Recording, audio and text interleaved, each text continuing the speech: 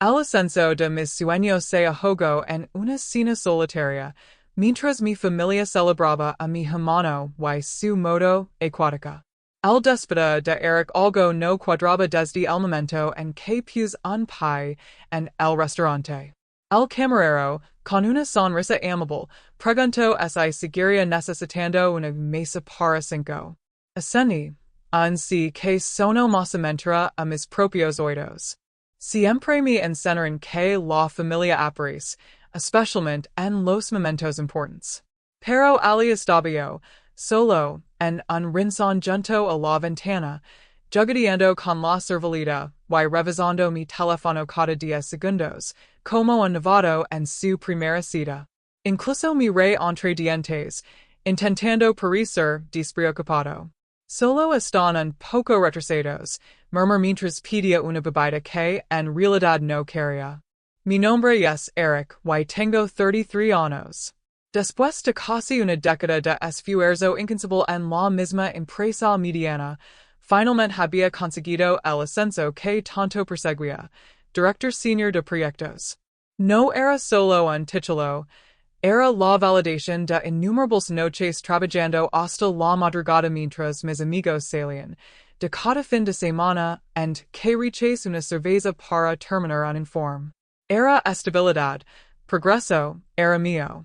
Y quería compartirlo con quienes me habían asegurado su apoyo, mi madre, mi hermano Jordan, mi prima Michelle y mi tío Ray. Esa era la lista corta. Los que se habían llenado de orgullo la Navidad pasada, los que loraron cuando lo compare mama un coche fiable y cubrí la hipoteca cuando papa felicio. Las mismas personas que me dicen, eres el pegamento que nos mantiene unidos. Paran 2 horas. En hay una llamada, en hay un mensaje. Lo único que iluminaba mi teléfono era una notificación de mi banco, mostrando como la cuenta del restaurante no paraba de subir. Le pedí al camarero que trajera el plato principal, y me daba demasiada vergüenza demasiado testudo para admitir que me habían dejado planado. Justo cuando le di el primer bocado a mi bistec, tratando de ignorar la silla vacía frente a mí, mi teléfono vibró de nuevo. Noche familiar para la verdadera historia de éxito. Adjunta había una foto de grupo. Caras sonrientes, copas de vino, mi madre, mi hermano, Michelle, el tío Ray, todos elegantemente vestidos en algún restaurante junto a la playa. Jordan estaba al frente y al centro, sosteniendo una leve de moto acuática en una mano y mostrando una sonrisa forzada con la otra. Detrás de él, una reluciente moto acuática nueva en un remolque. El pide foto. LSI lo ha ganado. Muy orgullosos de ti, hermano. Mi quid mirando esa foto durante lo que parecieron 10 minutos. En hay una mención a mí. En hay siquiera un lo siento, te compensaremos. Solo una gran reunión familiar para Jordan y su caprichoso jiguit. Y entonces 6 el mensaje de mama, enviado exactamente una hora antes de esa publicación. No eres exactamente una prioridad ahora mismo. Te alcanzaremos pronto. Disfruta tu cena. No sé qué me impactó más, es la informalidad con la que estaba escrito o lo ansiado que sonaba, como si hubiera estado esperando el momento perfecto para decirlo. Peg la cuenta de $1.940, dejando una propina del 25% porque el personal seguía fingiendo no notar mi soledad, y condujo casa en silencio. Una vez dentro, no encendí las luces. Me senté al borde de la cama, teléfono en mano, repasando recuerdo tras recuerdo como una presentación silenciosa. Cada factura de comestibles que cubrí. Cada te pagar la semana que viene que nunca llegó. Cada llamada de emergencia que terminaba conmigo transfiriendo dinero solo hasta que las cosas se estabilizan. Cada vez que mamá decía que Jordan solo estaba encontrando a sí mismo. Cada mentira que me decía a mí mismo de que no me estaban utilizando. Entré en mi despacho. En esa sesión en la cuenta hipotecaria compartida que había estado financiando silenciosamente durante 3 años y medio el calendario de pagos, $1.830 mensuales, deducidos automáticamente de mi salario cada día 10. Abrí una nueva pestaña, hice clic en el contacto del banco y cancel el pago. Así de simple. Luego, tomé una nota adhesiva, garbatí 5 palabras. Conduj hasta la casa en la que no había pasado desde Pascua y pegué la nota en la puerta. Que la pegue el hora. En I siquiera esperé a ver si estaban en casa. Me marqué, con el teléfono en silencio. Me acosté sin lavarme los dientes en I cambiarme de ropa. Lo último que recuerdo fue el sonido de mi corazón latiendo en mis oídos. Por la mañana, mi teléfono tenía 81 llamadas perdidas. La mayoría de mamá, unas pocas de Jordan, una del tío Ray, y 3 mensajes de texto de Michelle que dicen, la misma hora. En serios, y necesitamos hablar. Pero no contesta ninguna. Solo desplace lentamente las llamadas perdidas, mirando las marcas de tiempo como si fueran países de un rompecabezas tratando de formar una disculpa que aún no había llegado. Fue entonces cuando six el icono del buzón de voz. Dude. Algo en escuchar sus voces así sencha más pesado que leer sus textos, como si lo hiciera demasiado real. Pero la curiosidad ganó.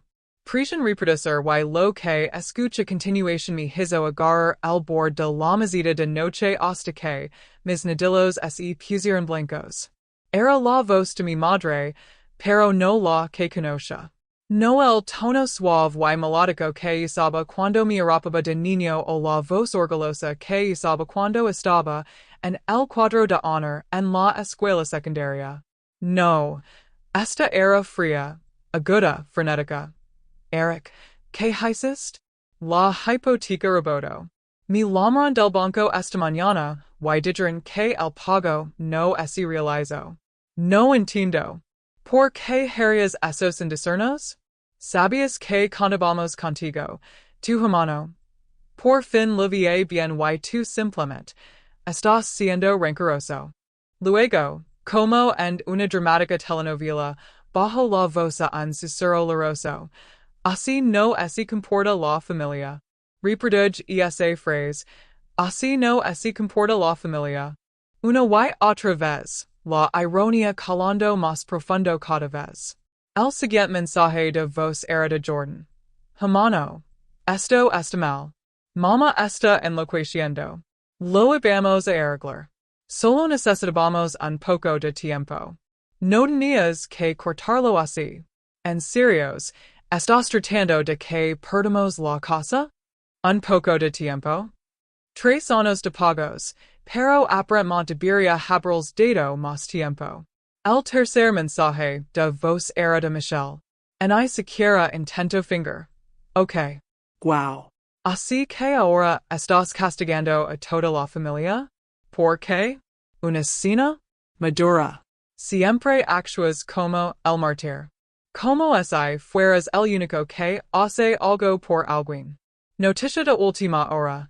No eres el único que trabaja duro, Eric. Jordan también ha estado luchando. Finalmente tuvo un descanso, y queríamos celebrarlo. Lamento que tu pequeño ascenso laboral se haya visto opacado, pero no tenías que arruinarlo todo por eso. Eso me hizo reír. Una risa tensa, sin alegría, pero aún así. Mi pequeño ascenso laboral. Me senté al borde de mi cama, mirando el silencio de mi apartamento. No había retratos familiares, en I recuerdos de viajes en grupo, solo un lugar limpio que pagaba yo solo. Sin embargo, no sentía soledad. Era claridad. Finalmente six el patrón que había estado ignorando durante años. Mi hermano Jordan siempre recibía atención. La excusa de solo se está encontrando a sí mismo era el lema familiar cuando se trataba de él. Incluso cuando abandonó dos universidades, Incluso cuando destrozo su primer coche. Incluso cuando inicio tres negocios y de yo que cada uno se hundiera en silencio sin devolver un solo préstamo. Él era el soñador, el que tenía potencial. Mientras tanto, yo era el fiable, la red de seguridad invisible. No me aplaudirán cuando me gradué temprano. No organizarán una fiesta cuando pague el coche de mama o cuando negocie con el banco para detener la ejecución hipotecaria después de la muerte de papa. Pero mi lamaban un hijo en público. Les encantaba esa imagen de mí, siempre el estable, el proveedor, el personaje secundario fiable en su historia más ruidosa y desordenada, hasta que dejé de serlo. Esa tarde, finalmente respondí una llamada. Tío Rey. Él siempre fue el más sensato. Nunca se involucraba a menos que las cosas se volvieran nucleares.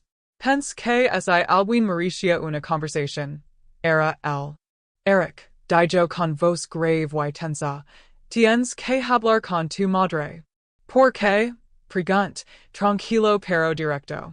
Para que pueda culparme y que los cubra de nuevo. Suspiro. Ella está destrozada. Dice que no sabía lo excluido que te senches. Mi rey entre dientes. Ella no lo sabía. Tampoco sabía que me envió un mensaje de texto para decirme que no era una prioridad. Rey no respondió a eso. Solo silencio. Lo dejé así. Tienen 30 días, dije finalmente. Ese es el tiempo hasta que el banco public un aviso final. Tien miedo de que pierdan la casa, murmuró. Me encogí de hombres, aunque él no podía verme. Tal vez Jordan pueda vender la moto, Acuática. Rey se rió. Solo una vez, una risa aguda y inesperada. Luego, se aclaró la garganta. Hablas en serios, ¿verdad? Por primera vez en mucho tiempo, no me contradijo. Creo que, de alguna manera retorcida, lo entendió. Tal vez él también había visto este desequilibrio, pero no había dicho nada. Tal vez él había sido yo alguna vez, solo que más avanzado, en el camino.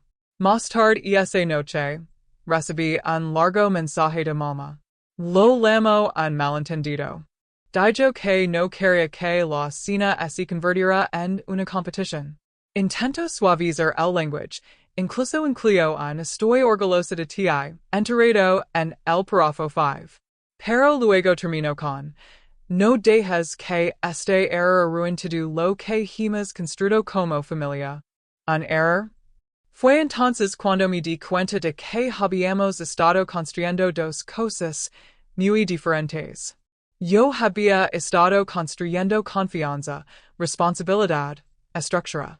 Ellos habían estado construyendo conveniencia, un sistema que funcionaba siempre, y cuando yo no lo cuestionara.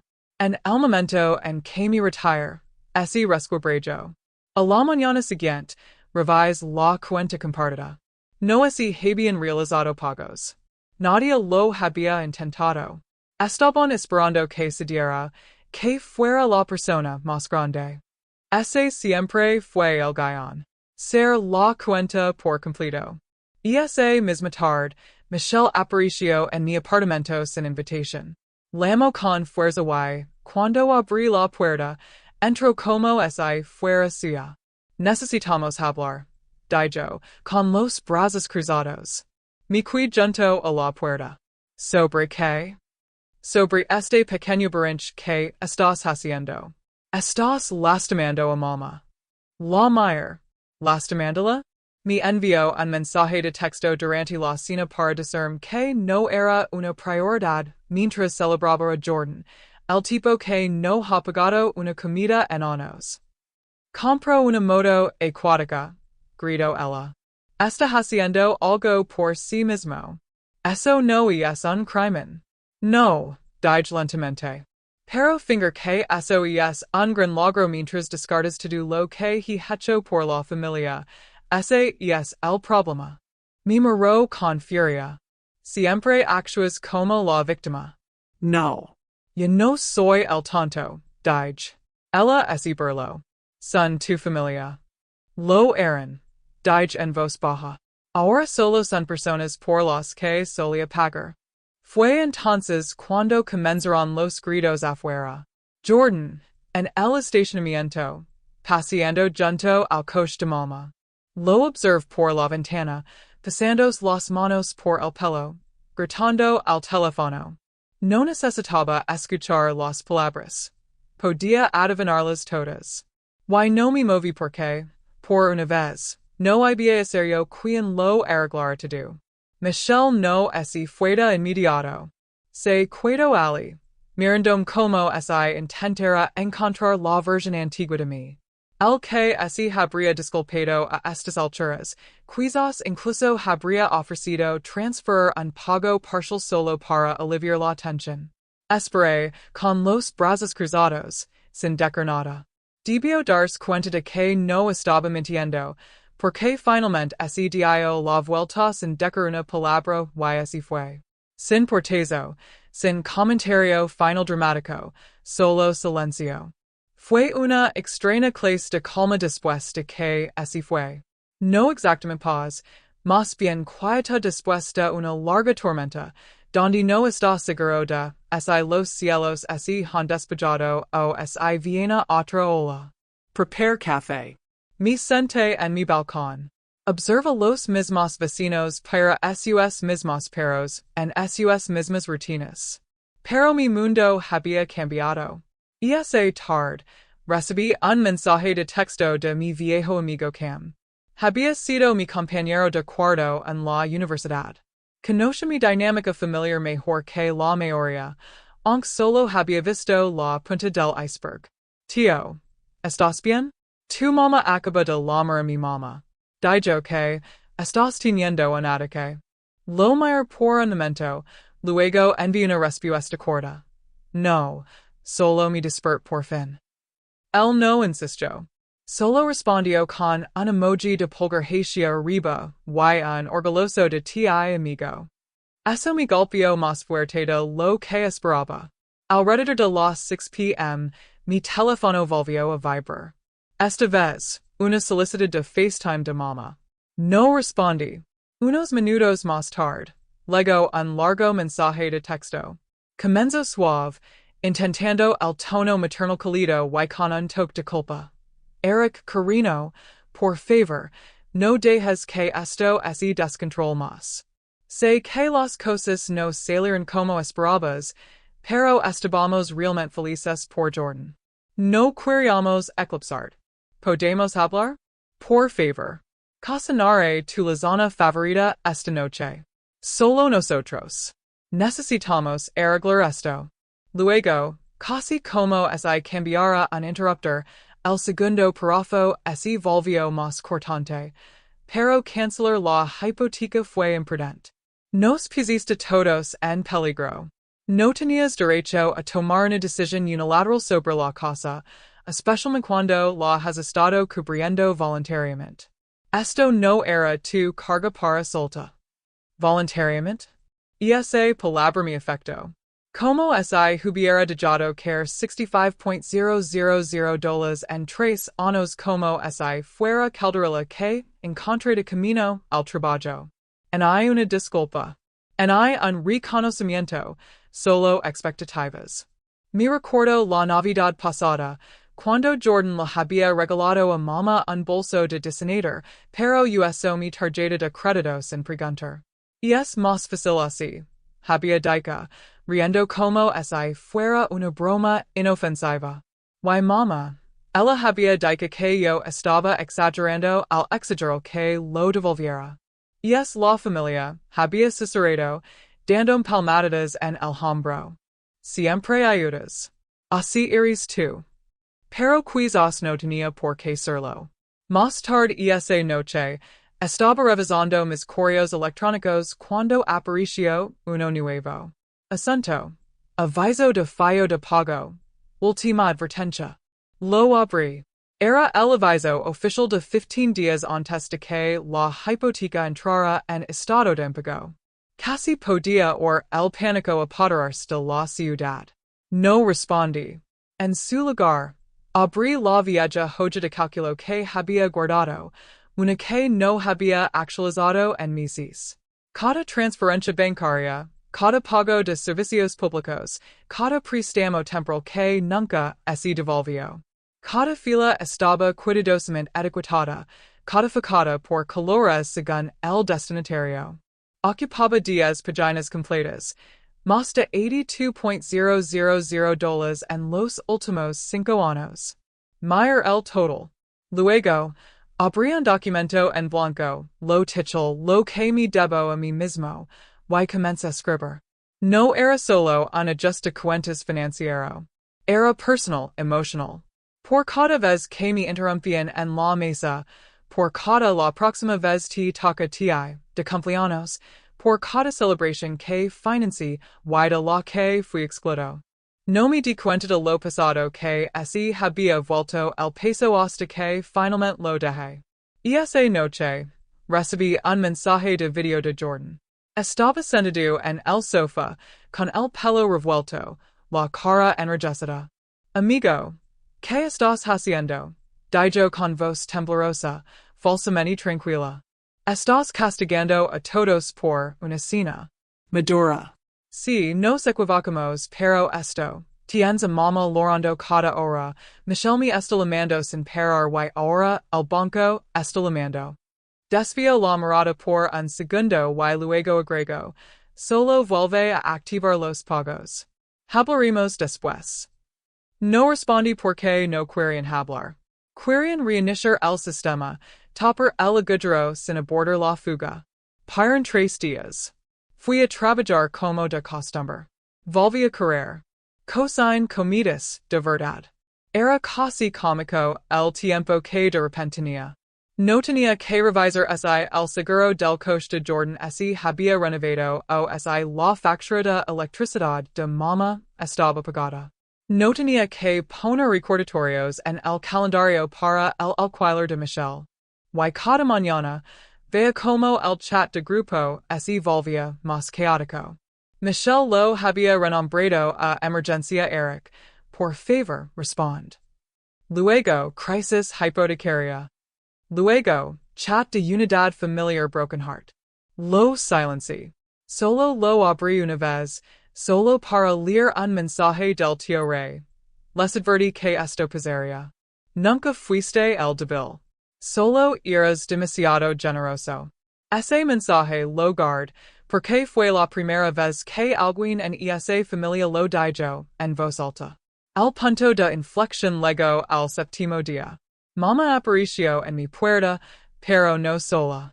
Trajo a Jordan, y Jordan trajo la moto Acuática en un remolque, estacionada justo en frente de mi apartamento como una ofrenda de paz envuelta en idiotas.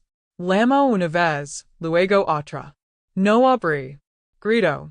Eric, Carino, por favor, déjanos explicar. Mir por la Marilla. Jordan estaba paseando, sosteniendo un papel en la mano. Por lo que pude ver, parecía un aviso bancario. Mama dio un paso atrás, miró directamente a la puerta. Sé que estás ahí, dijo suavemente. Estás demostrando tu punto. Ok, lo entendimos. Estás molesto, pero no tires por la borda a tu familia por un error. Otro un error? Fue entonces cuando me di cuenta de que ella no estaba realmente allí por mí. Estaba allí para arreglar la hipoteca, no la relación, no la traición, no los años de negligencia emocional, solo el pago. No abrí la puerta esa noche. Simplemente me quedé allí, observándolos por la Marilla hasta que mamá se rindió y Jordan finalmente se alejó en esa brillante camioneta negra remolcando su estúpida disculpa de $9,000. Recuerdo haberme preguntado si siquiera había pagado el último seguro. El día siguiente era día de pago. Por primera vez en años, mi cuenta no mostraba una deducción gigante para cubrir una casa en la que no vivía. Mi cheque de pago se sencha más pesado, como si significara algo ahora, como si fuera mío. Mir el total durante mucho tiempo, Tratando de recordar la última vez que había mirado mi propio saldo bancario, y había sonreído. Pero la paz no duró mucho. Al mediodía, recibí una llamada del departamento de cobros del banco. La casa de mi madre, estaba oficialmente con dos pagos atrasados. Y debido al tipo de hipoteca, el preciso de impago ya había comenzado. Yo no era responsable, por supuesto. Había cuidado mi nombre hace años después de cubrir suficientes pagos temporales para darme cuenta de que me estaban midiendo en algo más de lo que jamás había aceptado. Pero eso no impidió que el banco lo intentara. No soy la parte responsable, le dije la mujer con calma. Tendrán que contactar directamente con el propietario. Hubo una pausa. Luego, la mujer dijo algo que así me quedó grabado. Dijo, ella dijo que usted así encargaría. Dijo, usted siempre así encargado. Fue entonces cuando me di cuenta de que mamá no les había dicho que dejé de pagar. No había llamado al banco ella misma. Solo espero, asumió que la red de seguridad en la que así había envuelto no así atrevería a irse hasta que lo hiciera. Y esa noche, volví a oír el golpe en la puerta. Esta vez, mamá estaba sola. Sin Jordan, sin remolque, solo ella y un bolso de mano. Eric, dijo cuando abrí la puerta. Por favor, necesitamos hablar. No dije nada. Simplemente me hice a un lado y la dejé entrar. Camino como si entrara en casa de un extraño, mirando a su alrededor con los ojos muy abiertos, como si esperara encontrar fotos de ella todavía en mis paredes. No las había. Lo hice un gesto para que así sentara. No lo hizo. Se quedó junto a la ventana y miró hacia afuera, luego así volvió para mirarme. Vamos a perder la casa. Asentí. Yo me lo imaginaba. ¿Puedes detener esto? Dijo con la voz quebrada. ¿Puedes llamar al banco y...? No, la interrumpí. Calmo. Definitivo. Ella parpadeó. ¿Qué? Dije no. No voy a llamar al banco. No voy a hacer ningún pago. He terminado. Su mandíbula así tenso. Esto no es solo dinero, Eric. Es sobre la familia. Casi mi rey. Mamá, la noche de mi cena de Ascenso, me enviaste un mensaje de texto para decirme que no era una prioridad. Luego, organizaste una fiesta para Jordan porque compró una moto Acuática. ¿Eso lo llamas familia? Yo lo llamo una broma. Ella así encogió. No quis lastimarte, pero lo hiciste. Why no te importó hasta que la factura de yo de pagarse. El silencio así extendió entre nosotros. Ella así de yo caer lentamente en la silla, como si así hundiera bajo el peso de todo. No me di cuenta de cuánto estabas cubriendo, dijo suavemente. Ese es el problema, respondí. Nunca quisiste dar cuenta. Ella negó con la cabeza, con la voz apenas un susurro. Jordan no es como tú. Necesita más ayuda. No, mamá, dije con firmeza. Necesita consecuencias. Me miró con los ojos vidriosos. Es tu hermano, y yo soy tu hijo. Ella me miró. Y por una vez, no hubo defensa en Guion, en chantage, solo el eco vacío de la verdad flotando pesadamente entre nosotros. No quería creerlo, dijo, que simplemente nos dijeras así. No los dejé, Karegi. Dejé de ser usado. Traigo saliva con dificultad. ¿Qué así supone que debemos hacer? Descubrirlo, dije. ¿Cómo tuve que hacerlo yo? ¿Cómo hacen los adultos? Ella parpadeó, luego desvió la mirada. Y por un momento, la six no como la madre que me crió, sino como una persona, defectuosa, asustada y completamente desprevenida para lidiar con la realidad que había construido. Cuando así puso de pie para irse, no me abrazó. No lloró. No gritó. Simplemente recogió su bolso y así detuvo en la puerta. es este realmente el final? Pregunto. Pensan ello, en cumpleaños que pase solo. En cubrir vacaciones, matriculas, facturas médicas, en cada vez que ese me pidió que hiciera espacio para otra persona, mientras nadie hacía espacio para mí. Y es el fin de que yo finja que esto era amor, dije en voz baja. Ella asintió. No discutio. Simplemente abrió la puerta, y salió. Y ese debería haber sido el final. Pero no lo fue, porque días después, Jordan apareció. No en mi puerta, sino en mi trabajo. Estaba en medio de una reunión cuando mi teléfono vibró con un mensaje de texto de la recepcionista. Hay un hombre en el vestíbulo preguntando por usted. Dice que es urgent. Jordan, el estómago así me encogió. Me disculpo y vaya. Ali estaba, sentado en una silla, golpeando el pie, con gafas de sol, en el interior como una especie de celebridad falida. Cuando me vio, así puso de pie. Hoy, tenemos que hablar. Aquí no, dije. Sí, bueno, has estado escribiendo a todo el mundo. Pense en venerati. Lo lev afuera. Nos paramos bajo un árbol cerca del estacionamiento. No perdió el tiempo. Perdimos la casa, dijo. Me quedé en silencio. Lo dieron a mamá 30 días para desalir. Michelle está tratando de ayudar, pero no puede hacer mucho. El tío Rey está enojado. Dice que deberíamos haberlo visto venir. Asentí una vez. ¿Por qué lo hiciste hombre? Preguntó. Conseguiste tu pequeño ascenso. ¿Estabas bien? ¿Te refieres financieramente? Pregunt. Se encogió de hombres. Sí, eres el que tiene un trabajo estable, y eso significaba que tenía que cargar con todos los demás. Me miró como si estuviera hablando un idioma diferente. Compare ese modo Acuática porque, por una vez, quería hacer algo por mí, murmuró.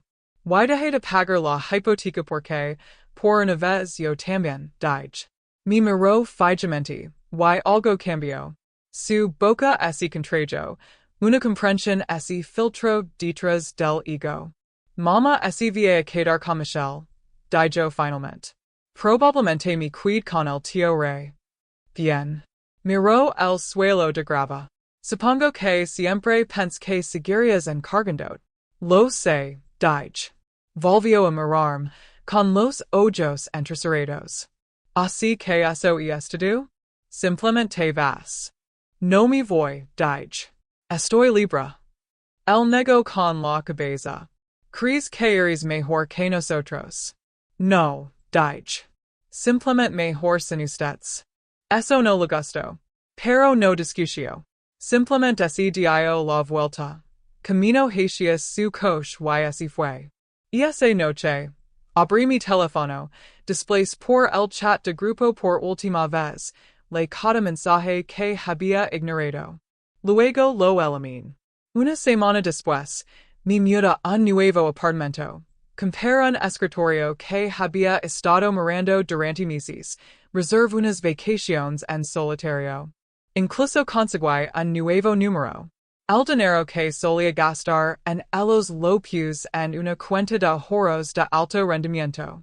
El tiempo que solía pasar preocupándome lo pasé leyendo, haciendo senderismo, durmiendo. Y la culpa se había ido. Porque a veces, lo más cruel que puedes hacerle a alguien que está acostumbrado a apoyarse en ti es levantarte y marcharte.